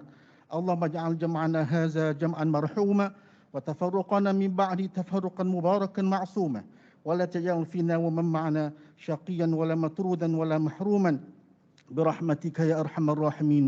وصلى الله على سيدنا ومولانا محمد وعلى آله وصحبه وسلم والحمد لله رب العالمين. تقبل الله منكم. Thank you, Ustad. Right. Once again, thank you so much for being with us here today. Allow me to introduce the three individuals at the front. First, we have Dr. Muhammad Ilyas Pakir Muhammad, Chairman of Serba Dynamic Holdings Berhad, right in the middle. Next to me is Dr. Engineer TS Muhammad Karim Abdullah, Group Managing Director and Group CEO of Serba Dynamic Holdings Berhad. Last but not least, we have Tan Sri Datuk Sri Dr. Muhammad Shafi'i Abdullah, the official solicitor and legal consultant for Serba Dynamic Holdings Berhad. Ladies and gentlemen, as we are all aware, there has been a lot of news and rumors circulating about Serba Dynamic in the past few months, coming from different sources. Therefore, it is of utmost importance that Serba Dynamic gets to tell their side of the story. So today we will be addressing all these questions and rumors directly from the board, the management, and the legal team. Now there will be a Q&A session after all three panelists have given their remarks. We will start with questions from the floor, followed by questions from our audience online. So if you're joining us online, you can submit your questions on the chat box, or you can also choose to ask the questions live. So how do you do it? If you want to ask your questions live, please click on the raise hand icon at the bottom of the panel, and do turn on your camera when you ask the questions. Without further ado, I'd like to welcome Dato' Muhammad Ilyas to give his opening remarks. Dato'. Thank you, Cynthia, pengerusi majlis. Assalamualaikum warahmatullahi wabarakatuh dan salam sejahtera. Yang berbahagia Tan Sri Shafi'i Abdullah, our solicitor and advisor for Serba Dynamic Group of companies. Datuk Karim, Managing Director and CEO, Board of Directors, members of the media, shareholders, internal and external, welcome to this press conference. Before I start, in the past 2 weeks, I think, you have seen a lot of stories about Serba Dynamic, and most of it are speculation, and it's not really addressing the truth. And what happened was KPMG, who was our auditor, has negligently red flagged some trivial issues which doesn't even affect the bottom line of the company or even the turnover of the company, and for whatever reason have blown the issue out of proportion. And as a result of that, the shareholders, internal and external, suffered a loss. We had a market capitalization loss of about 3 billion ringgit, which is not small for a oil and gas firm. Is big in numbers. And our solicitor here, the Tan Sri Shafi'i, will explain to you on the details of it. But I think we have, since we came on board, I'm a new chairman, we came on board, and we had deliberated through many meetings in the short span, and discovered that a lot of news and a lot of whatever is being around has been not true. And we decided that whatever red flag which is raised by KPMG should be taken up legally. And the board has deliberated, and we have decided to take legal action on KPMG. Legal action not because of the company is not doing well.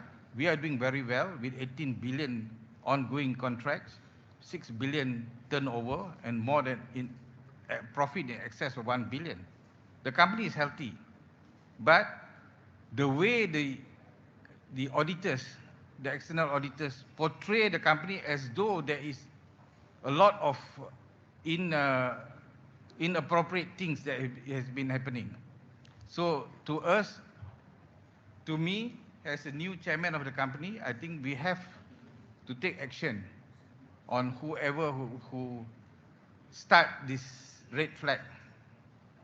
And on top of that, to give confidence to the investors, we are here to explain to you whatever questions you have.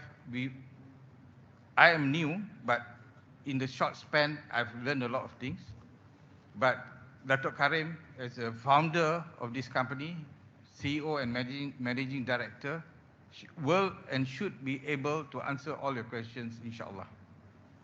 So I think before we go further, I think I would pass it on to Tan Sri Shafi'i to start briefing the press.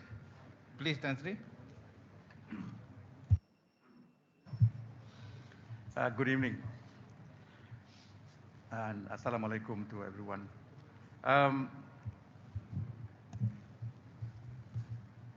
The company have decided just a few days ago at a board meeting, after being briefed fully by the legal team, in particular me, to take action, legal action against KPMG for negligence and for breach of contract, and lastly for breach of statutory duty.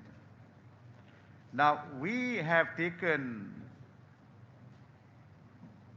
many anxious moments to consider this route, but finally the board have decided that a suit against KPMG is the most viable and the most justified thing to do in view of the circumstances of the case. Now, we have filed the action very early this morning. We wanted to do it last night, but we were told that there was some period of time that the opening of the registration by way of online was closed. So we did it early this morning. And this morning itself, we had served on KPMG a copy of the writ as well as a statement of claim. Now, because the court documentation has not been officially sealed, although it has been filed, it will not be ethical for me to give a copy to everyone. So I would be here to answer your questions based on the little or rather extract that I will tell you what the suit is all about. Now, in crafting this statement of claim, I found that based, of course, on the instructions given by the company management as well as relevant directors, that the issues raised by KPMG were not huge. They were issues that ordinarily could have been resolved if KPMG had resorted to the usual method of meeting with the clients, raising the issues one by one, no matter how many. In this case, there are not so many, and to see whether the client would be able to answer every one of these issues raised.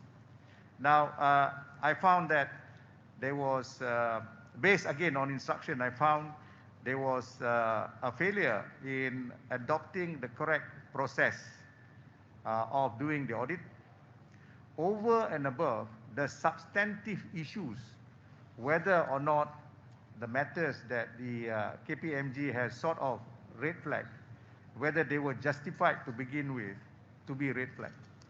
I found based on instruction that there were no substantive grounds to red flag the company on those issues. So we have taken the matter to the court. I'm expecting favorable result. Of course, the suit that we have maintained and filed this morning pray for substantial sums of damages, because as you can appreciate from what the Datuk Chairman have said, the market capitalization itself dropped by about 3 billion. So this is a direct result of the unreasonable red flagging of the issues by KPMG, which resulted directly in the Security Commission and perhaps even Bursa in acting the way they did. In the case of Security Commission, they acted purely on what KPMG said or reported, and they have raided the premises of this company. Again, quite unreasonably and based on no serious facts that can be acted upon by any enforcement agency. Now, these are the basis and the, if I may say, in general terms, what you will find in the cause papers against KPMG. So it is the company, Serba Dynamic Holdings Berhad itself versus KPMG. And we want the matter to proceed as quickly as possible. As soon as the COVID period is over, I'm sure we'll hear a lot more from the court. I do not want to say anything more, but I'm here to listen to your questions, and I will answer if you direct any questions towards me. Thank you very much. Thank you, Tan Sri. Next, I'd like to invite Datuk Karim to give his remarks.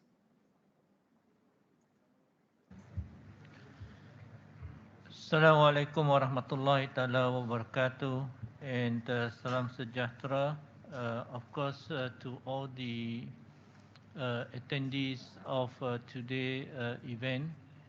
I'm here to stand as a shareholder of Serba Dynamic Holdings Berhad, and of course holding the full responsibility for the trust of the shareholders and of course stakeholder plus all the other relevant parties which has entrusted myself and also team to run the company in accordance to what the governance calls for.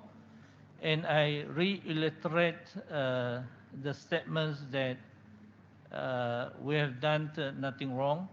The company have very strong fundamentals, and we hope that this announcement after this will put the company into a position what we call it as business as usual. We have a lot of prospects which we are working on, and there are a lot of other ongoing projects, not only domestic but also internationally. And I will say that the positions of the company at the moment has reached quite a very successful level, in which we are talking to quite a number of government of the days of respective country, which is actually looking at our expertise, our track records, and also the capabilities that we have put forward over to them. I would like to take this opportunity to thank, of course, Dr. Muhammad Ilyas for his willingness to come in to take the chairmanship of Serba Dynamic Holdings Berhad. And we strongly believe that with his experience and also his knowledge and extensive network that he has built over those extensive entrepreneur journey they have undergone, will help the company to face all these challenges in a very effective manner. And of course, I'm very thankful also to Tan Sri Shafi'i, who is willing to come in to take up this particular important case to move the company forward and to assist the company to go back to what I mentioned early, business as usual. So with that, I would like to close these initial statements representing the one of the major shareholders of the company, and also the responsibility and trust of all the other parties that I've mentioned to ensure that the investment and the money that all these parties has put into the company will be maintained, sustained, and get the necessary returns as what has been promised. Thank you. Thank you, Dr. Karim. Thank you, Tan Sri and Dr. Ilyas. We will start our Q&A session soon, but with that, we will be ending our live session only for the YouTube platform. So for those who are joining us via Zoom, please get your questions ready. And I'd like to thank all our audience joining us from YouTube. Okay.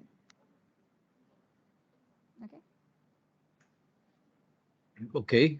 So this is the press conference. Right. Now we will proceed to the Q&A session.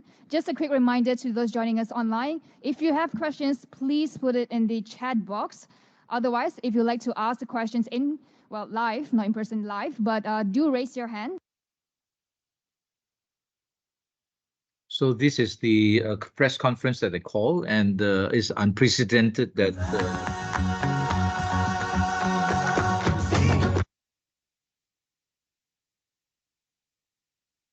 it's unprecedented that a company take action against the auditor under which is contrary to what Companies Act 2016 states that the auditor cannot be sued for for defamation in the event that they're doing the job in coming out with a report. Yeah, but Tan Sri Shafi, who is a very sharp lawyer, is going to test that in the courts. So all these things are now in the courts and waiting for disposition. Okay, for your exam purposes, in the essay question, there will be there should be a good chance that server dynamic will be one of the topics where you have to write something about the background of server dynamic. So go and Google server dynamic and do know the history of it, you know, the chronology order, what actually happened, what kind of company is it, what the management, and what actually happened, and what are the issues that have been raised by KPMG. You will find it in your Google search. Later on, we will see another presentation by quite a good presentation by one of the remisiers who actually took the trouble to analyze the case. Yeah, so we'll be watching that later, and you probably can get a few pointers from that particular research by this analyst. He actually went through the trouble to draw out spreadsheet, identify what are the issues being brought up by the auditors, and what are the findings. Yeah, so very good research work done, which we will be looking at. Yeah. Now, any other questions? Any question on server dynamic? So you'll be getting an essay question now on server dynamic. You have to know the background story of it. And I think one of the unusual case for this case is that there was a compound instead of a full prosecution going to court. And this matter does not look well on Malaysian corporate governance. So it's not sending out a right signal. Yeah. As to why the Attorney General bent over backwards to come out with that compound notice, nobody knows. Yeah, because he's not required to give an explanation, and quite funnily, in quite expected lah, he sort of retired, inverted commas. He retired within a month of that issue. He's due for retirement, so he retired. That was his last assignment that he did, and a new Attorney General took over. Okay, and so the fellow who gave the compound is no longer the Attorney General. He's already retired, not resigned. He retired, right? So he'll be enjoying his pension and peace and quiet. Yeah, but a new Attorney General will be under a lot of fire for this lah. Yeah.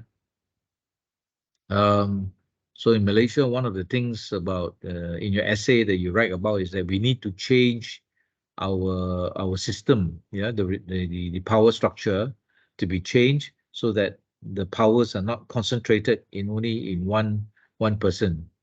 Yeah, so the Attorney General is a key point. The Attorney General should really not be doing the prosecution work, and they should not be given the power to approve or not approve prosecution to jalan or not to jalan. These powers should be taken away, and the prosecutors, like SCs and so on, the police should be free to do their jobs. Yeah, to submit papers to the prosecutor to prosecute the case on the basis of the merits of the case lah. Another issue is that looking at KPMG, I think questions will be asked as to why they never discovered these cases earlier, because I'm sure that all these allegedly fictitious documents would have been in existence for quite a few years already. It cannot be like appear overnight lah. Yeah, because the amount is very big. Other issues is that how independent are the directors? Apparently, the audit committee is not doing the job. They did not respond to the queries of KPMG. That's why KPMG had no choice but to escalate the matter to BUSAR and to Securities Commission. So we need to, what they call that, revamp our laws in terms of the Attorney General, and also Securities Commission probably need to do a few cases of prosecution under the Capital Market Service Act, yeah, to send a signal that they're serious about prosecution, yeah. Any questions before we move on to the Capital Market Services Act, going through that, the act as to what is inside there? Any questions on that?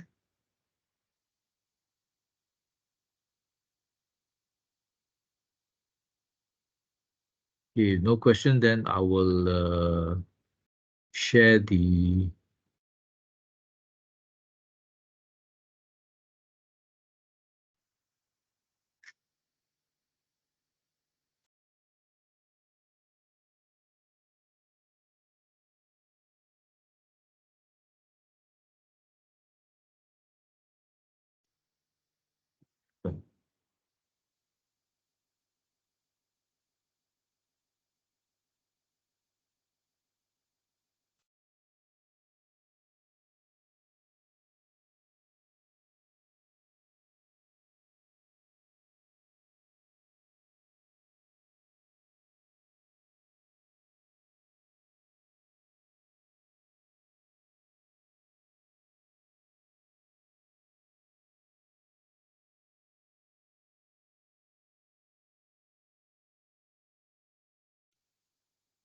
Okay, here's a sample of how the assignment, we are now looking at the assignment. So in terms of the quiz, I don't think you have much problem. I received most of the submissions in the auditing class@gmail.com. There's a few of you that have not sent in yet, so do send it in soon this week on the quiz. Pembentangan basically is looking at that corporate governance checklist 2021. You choose a company that you will audit whether they have complied with corporate governance, all those best practices, those principles and best practices. Go through that, and what's your conclusion? You can choose any company that you want. Enron is chosen by quite a few people. WorldCom, Transmal, yeah. You may want to choose Cyberdynamic, yeah. I think it'd be interesting whether they pass that test, the test on that corporate governance checklist, yeah. So that will be what we have done last week for those who missed the class.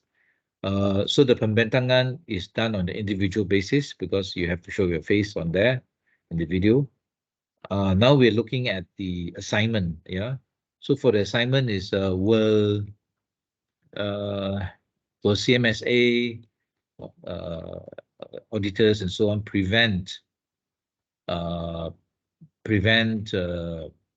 scandals, yeah, and also the great financial crisis 2008. Would that kind of act have prevented it or make it less serious? So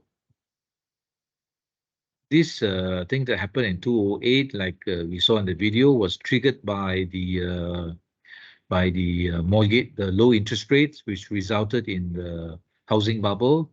Then the housing bubble caused the house prices to go up. Then the bubble burst. When the bubble burst in 2008, a lot of banks went under. A lot of financial institutions, investment banks died. So the crisis spread throughout the world, and one country actually went bankrupt, which is Iceland, because they bought a lot of these housing mortgage products that's repackaged as a kind of derivative. Derivative are those financial engineering products that the Western country design, yeah, and it's very difficult to understand. Those products were actually based on the housing mortgage products, repackaged into something complicated and then sold off as a derivative products. This derivative product looks very attractive initially because it pays a high rate of return, but many people and many of these CEOs of pension funds did not really understand the underlying risks of those projects. So when the bubble of the property market burst, this product exploded, you know, and companies and banks that invested in this product basically got zero. And some of them got liable for more than what they put in because there's a liability to actually cough up the difference. So this created a shockwave through the world, you know, and it also resulted in the downfall of Bernie Madoff in 2008 because 09 because his fictitious Ponzi scheme, when everybody needed money, they went to him to ask back the money, he couldn't pay. So that resulted in the unraveling of his Ponzi scheme indirectly or directly. So the Capital Market Service Act 2007 It's been sent to you in your WhatsApp attachment. It's got 555 over pages. Yeah. But we are not going to go through the whole act. We just want to summarize and know what is the act all about. So this act is actually similar to the Sarbanes-Oxley Act of the United States of America. It's got 13 parts, 13 bahagian. So part 1 is the introduction. Part 2 talks about the establishment of stock markets or derivative markets. So in Malaysia, we have Bursa Malaysia, Bursa Futures Market, and so on. These markets are called stock markets. They need to be approved by the authorities. So Malaysia, we got Bursa Malaysia and got Bursa Futures Trading. Part 3 talks about capital market services. There's a requirement that any person who practice capital market services, individuals or a corporation, must have a license. Yeah, must be a registered person and must be licensed. It's just like a doctor, you know, if you want to go for surgery, of course, you look for a licensed doctor, isn't it? So for capital market services, like you want to buy shares or get advice on buying shares and so on, you would want to see that your advisor has a license. Okay, so this is a capital market services license, part 3. Part 4 talk about compensation fund. So if you cannot cheated or whatever, this fund is available to pay for your losses. So remember, I show you a snapshot yesterday that I'm going to receive 1,200 ringgit from the Security Commission under this fund, where allegedly in the year 2000 something there was a takeover of Intergrax. So I have sold the shares, not knowing that there were takeover news coming in. So of course, when the announcement was announced, the price went up, right?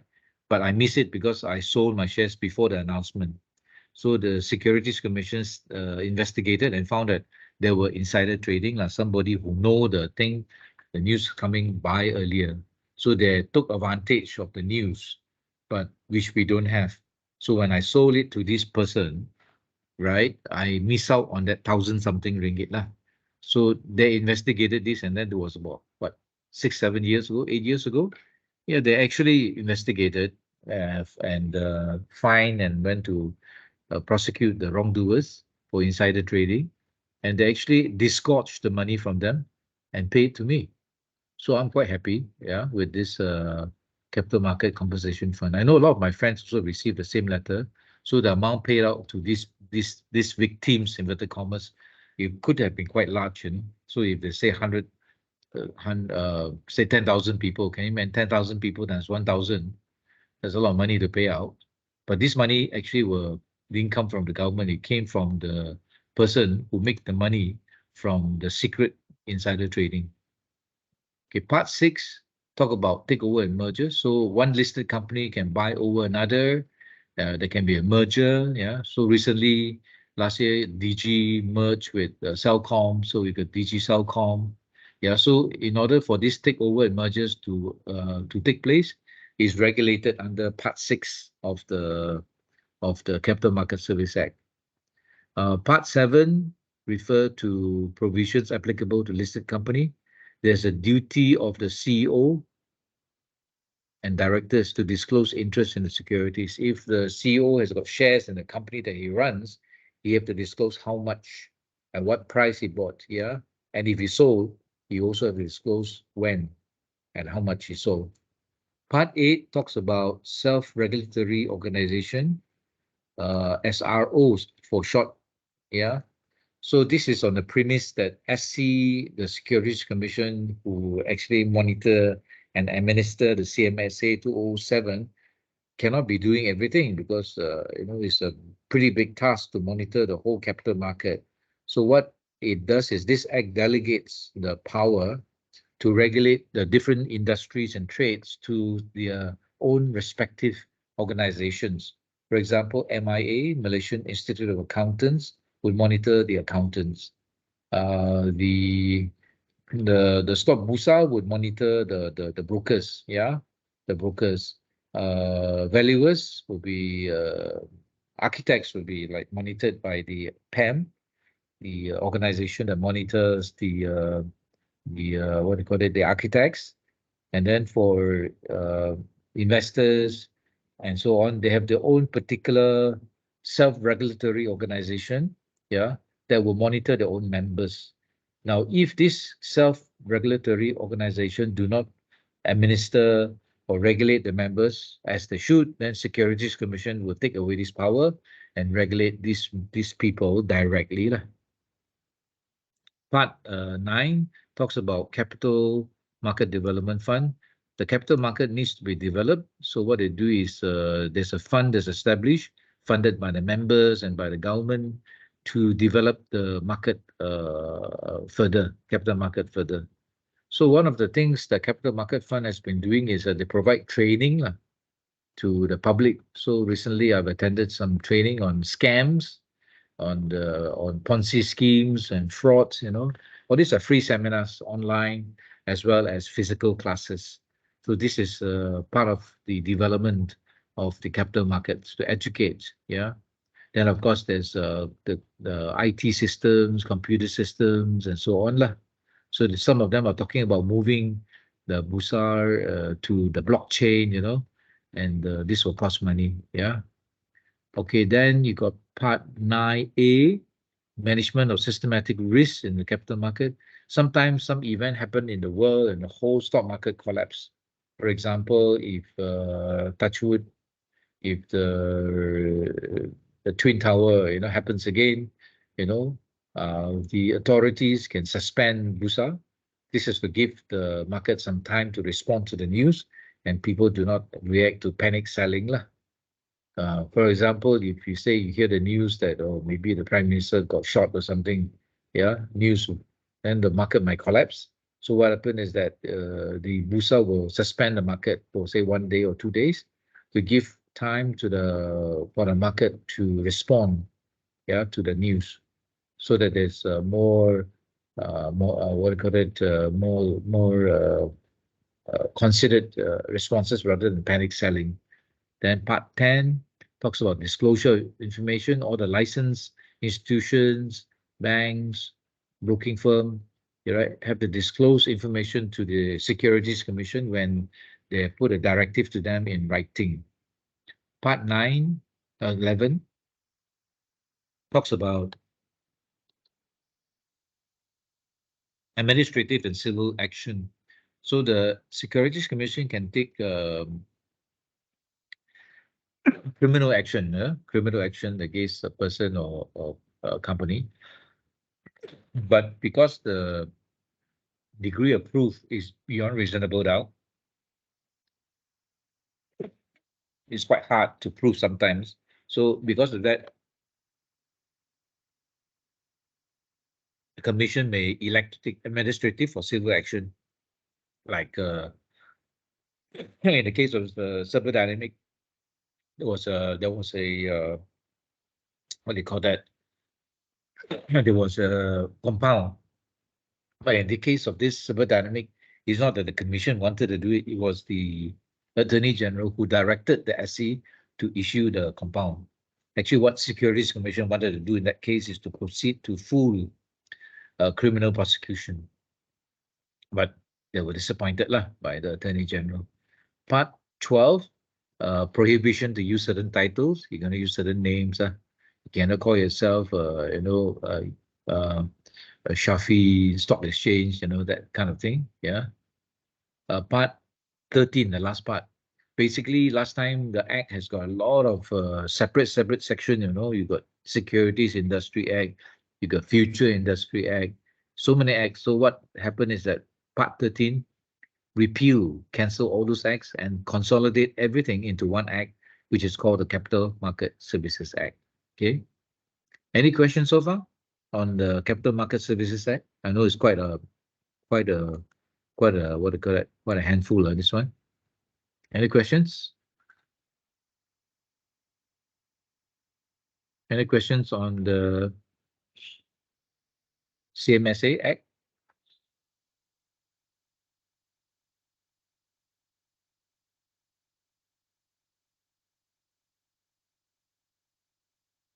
Question? Or somebody's trying to join, is it? Question, sir. Yes, please proceed. No questions? No, no question. Just Okay. want to ask about how did you get 1180? The last time sent to the group. How do you get a what? You sent a letter inside the group, right? Oh, you yeah. get, I was quite happy. You said you want to explain about that. Oh, yes. Okay, what happened? Well, this is under the Capital Market Compensation Fund, which I'm a beneficiary. Is I had some investment in the company called Intergrax. It's a port holding company that owns the port in Lumut, yeah, and also the port in Lumut, doing very well. So what happened was, I think Tenaga launched a takeover offer for Intergrax at a much higher price. Of course, I didn't know about that, right? I didn't know about that. So I sold my shares at a certain price to take profit. I think about 2 ringgit or something like that lah. But then the announcement came 2 days later that there's a takeover offer for Tenaga at maybe 250. I can't remember the price, higher price. So of course I missed out, right? Because I sold earlier, I didn't know the takeover news came. Takeover as 250 by Tenaga. So I missed the 50 cents profit lah, the difference.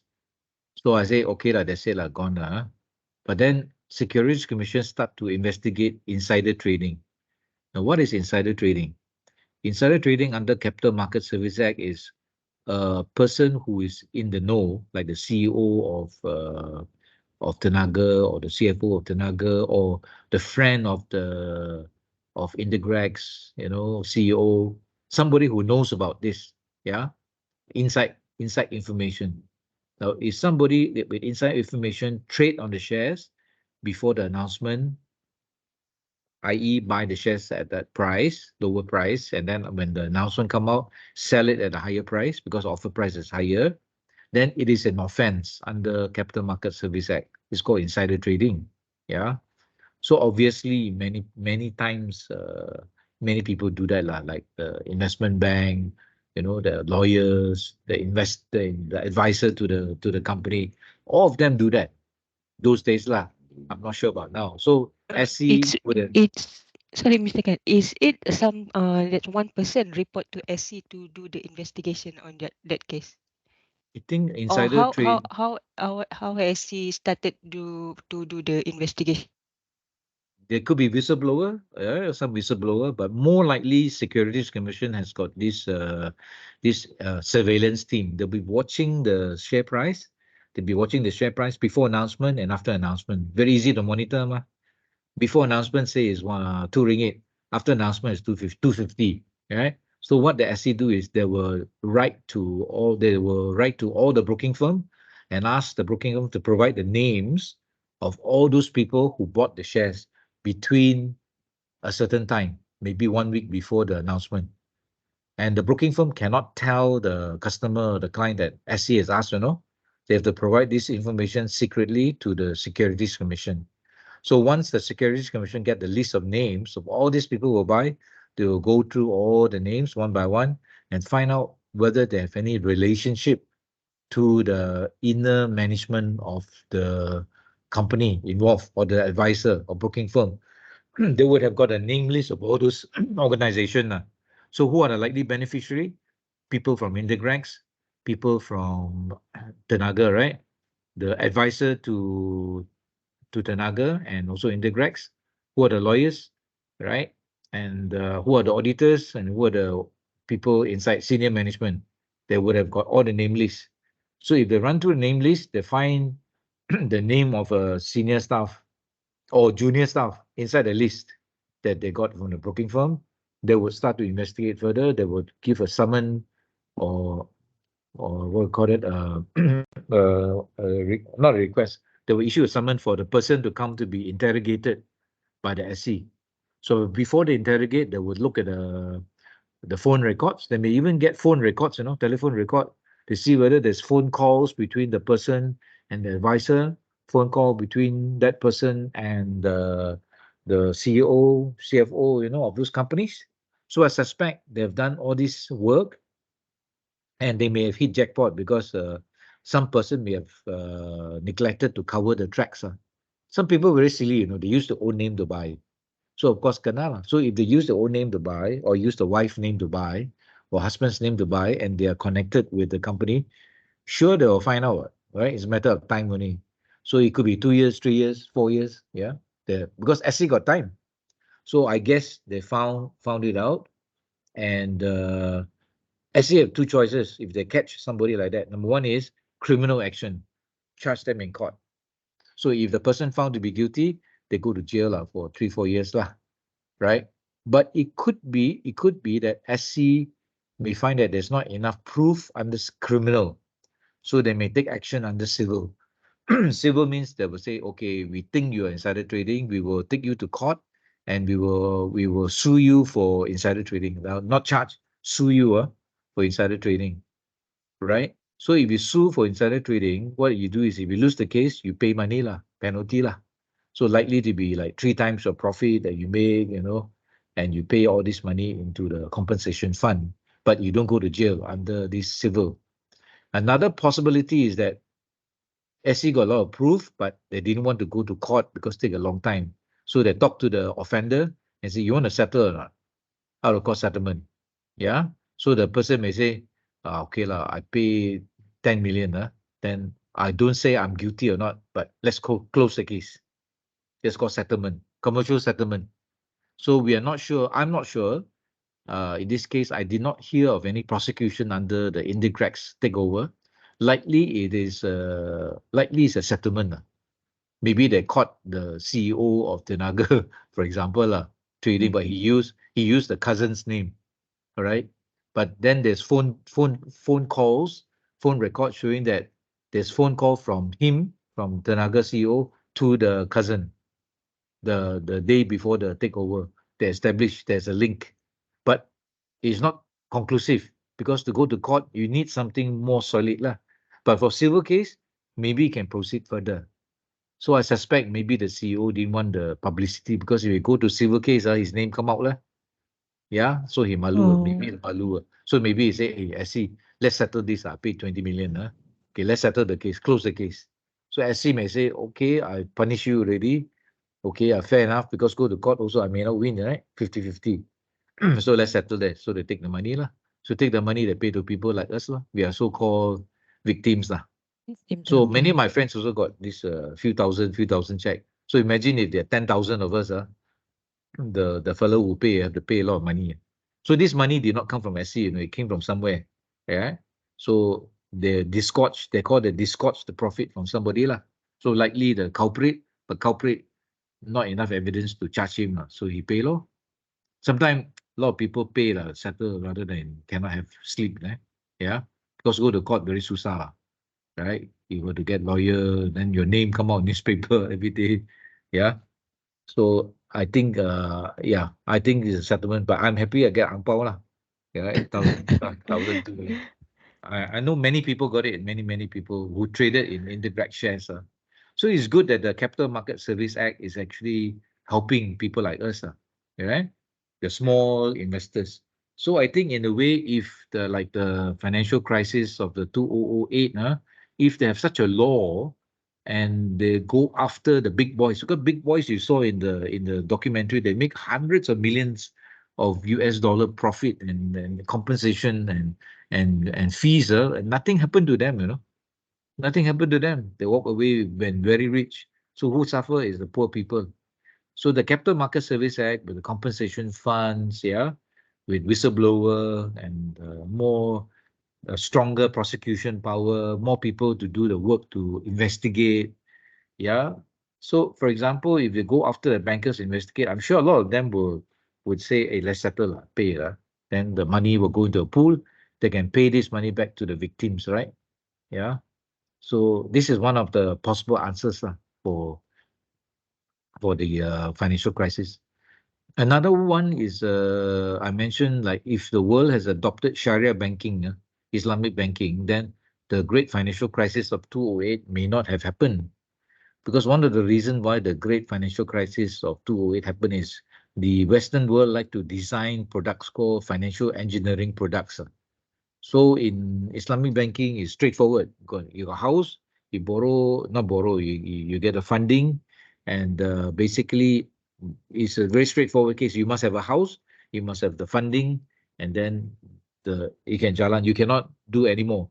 Whilst in the Western world, first they create the mortgage, they sell the house, they get the mortgage, then they get all this mortgage, package it together into another vehicle or trust fund, and then they will repackage and sell this trust fund again to another party, to investment bank. So the product is no longer the house, but depending on the house product. Then after that, they split again, you know. So when you buy the final product, you don't know what product you're buying. But when it explode, somehow you may be affected because the underlying impact cannot be easily analyzed. So financial engineering is too complicated. Yeah, too complicated. So complicated that even the CEO sometimes also don't understand the product. Yeah. It is basically a derivative product. It derives its value from the underlying product, right?